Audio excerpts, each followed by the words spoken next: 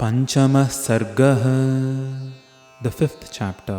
Tatah samadhyangam anshumantam jyotsnavitanam mahadudvamantam dadarsha dhiman divibhanumantam goshthe vrisham mattamiva bhramantam.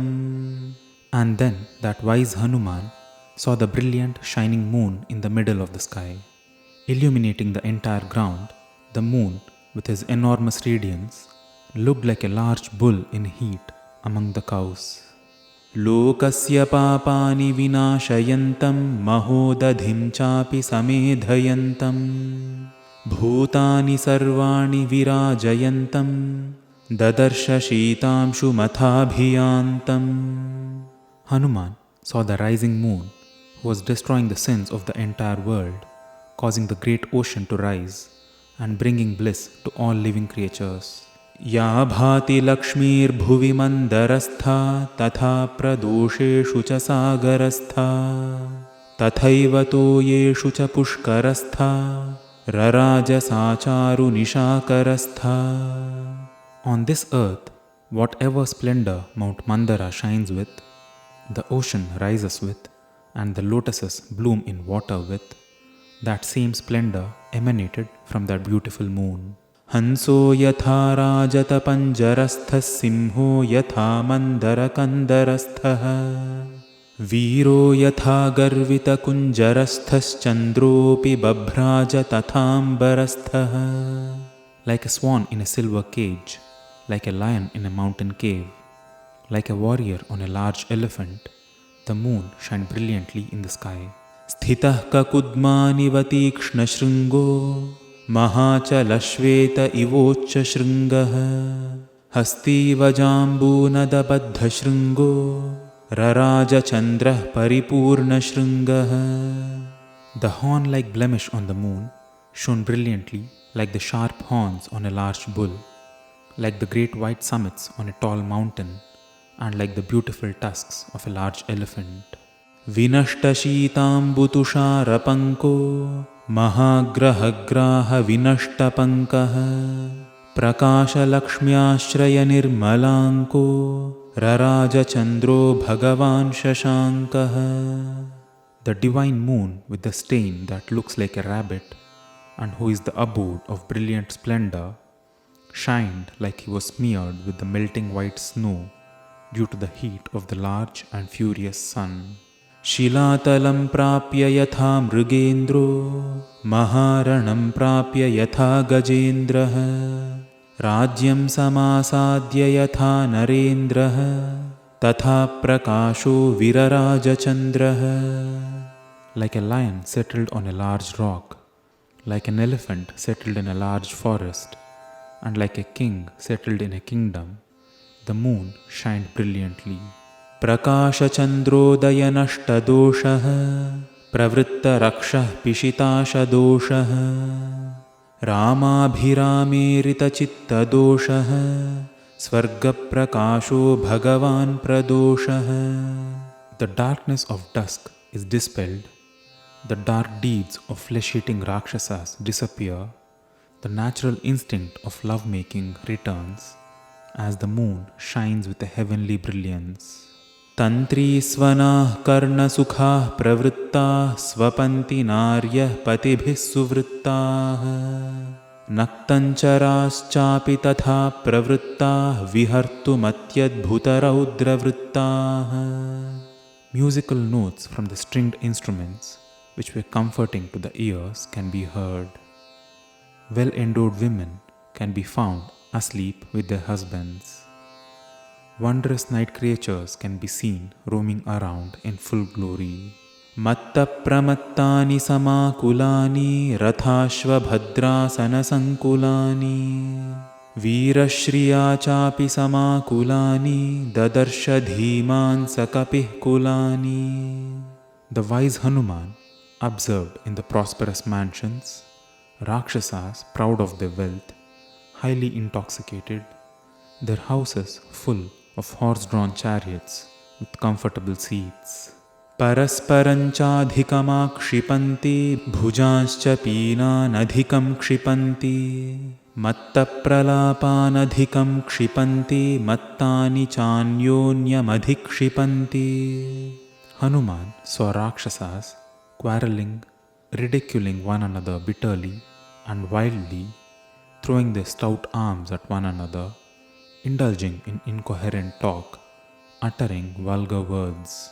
Rakshansi vakshansi cha vikshipanti gatrani kantasu cha vikshipanti rupani chitrani cha vikshipanti dridhani chapani cha vikshipanti. The Rakshasas were seen swelling up their chests sportively and caressing their wives by their limbs. They were assuming wonderful forms and drawing up their bows to their ears.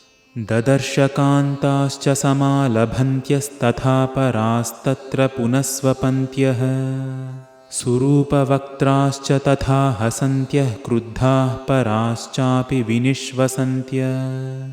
Hanuman saw some women applying sandal paste on their bodies and others who were fast asleep. Some beautiful women smiling and some other women sighing in anger. Mahagajaischapi tatha nadadbhih supujitaischapi tatha susadbhih rarajaveeraischa vinishvasadbhih hrado bhujangairiva nishvasadbhih. Hanuman saw the city of Lanka with great trumpeting elephants, with well-respected people, with sighing warriors ready for a fight, like hissing serpents in a lake. Buddhi-pradanan ruchirabhidhanan samshraddhadhanan jagatah pradhanan nanavidhanan ruchirabhidhanan dadarsha tasyam puriyatu dhanan. He saw there in the city of Lanka Rakshasas who were intellectuals, pleasing in their words, who were religious, valiant warriors of different kinds, followers of good practices, who were well reputed.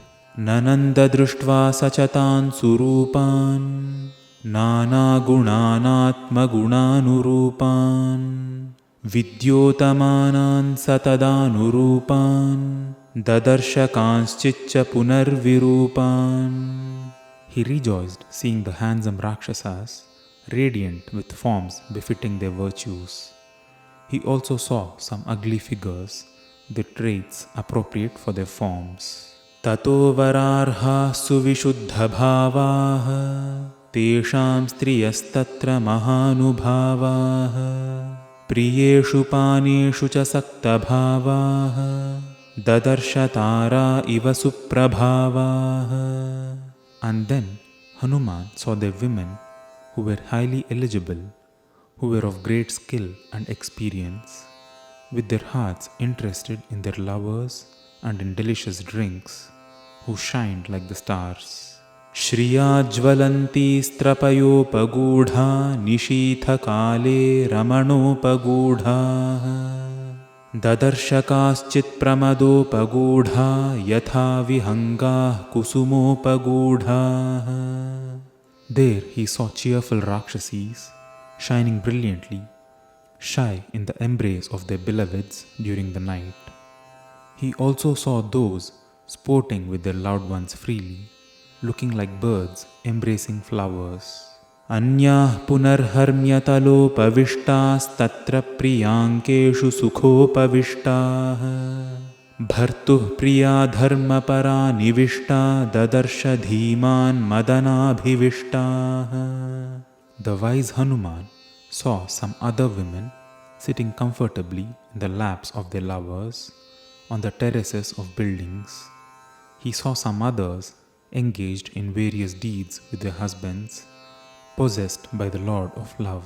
Apravritah kanchana rajivarnah kaschit pararthastapaniya varnah punascha kaschit chashalakshma varnah Kantaprahina ruchirangavarna. Hanuman saw some women with golden complexion without clothes on them, some women with a complexion of refined gold looking for a mate, some others in the color of moon separated from their loved ones. Tatah priyan prapya manobhiramah सुप्रीतियुक्ताः प्रसमीक्ष्य रामाः गृहेषु हृष्टाः परमाभिरामाः हरिप्रवीरः सददर्श रामाः. And then Hanuman saw those who were delighted in the blissful company of their loved ones, and he saw ecstatic wives in their houses. Chandra prakashascha hi vaktramalah vakrakshi pakshmascha sunetramalah vibhushananam cha dadarshamalah shatahradanamiva charumalah. Hanuman saw a series of faces shining like the moon, beautiful sets of eyes with curved eyebrows, and many ornaments like beautiful rows of lightning. Natveva sitam paramabhijatam pathisthite rajakule prajatam latam praphullamiva sadhujatam dadarsha tanvim manasabhijatam. However, Hanuman could not find Devi Sita, the noble lady of royal birth, a lady delicate like a beautiful blossoming creeper, as he imagined her in his mind. Sanatane vartmani sannivishtam Rame kshanam tam madanabhivishtam Bharturmana shrimadanu Stribhyo varabhyascha sada vishishtam. Hanuman thought, she must be a lady established in dharma, a passionate woman with her mind fixed on her glorious husband. She must have a pair of beautiful eyes and must be highly distinguishable from the rest of the women. Ushnarditam sanusritasrakanthim puravararhottamanishkakanthim sujata pakshmamabhiraktakanthim Vane pravrittamiva neelakanthim. She whose neck must be adorned with expensive ornaments, who must be shedding warm tears now with her throat choked with grief. She must have beautiful eyelashes and a sweet, loving voice. She must have been wandering alone in the woods like a beautiful peahen. Avyaktarekhamiva chandrarekham Pansupradigdhamiva hemarekham Ksataprarudhamiva banarekham Vayuprabhinnamiva megharekham.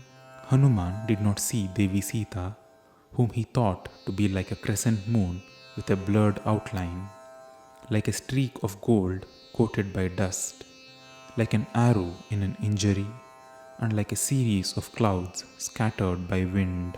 Sitamapashyan manujeshwarasya Ramasya patnim vadatam varasya Babhuva dukkhabhihataschirasya Plavangamo manda ivachirasya.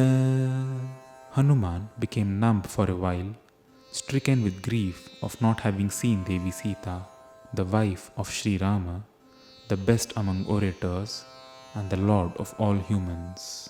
Ityarshe Shrimad Ramayane Sundarakande Panchama Sargaha. Thus, the 5th chapter in Sundarakanda of Valmiki Ramayanam is complete.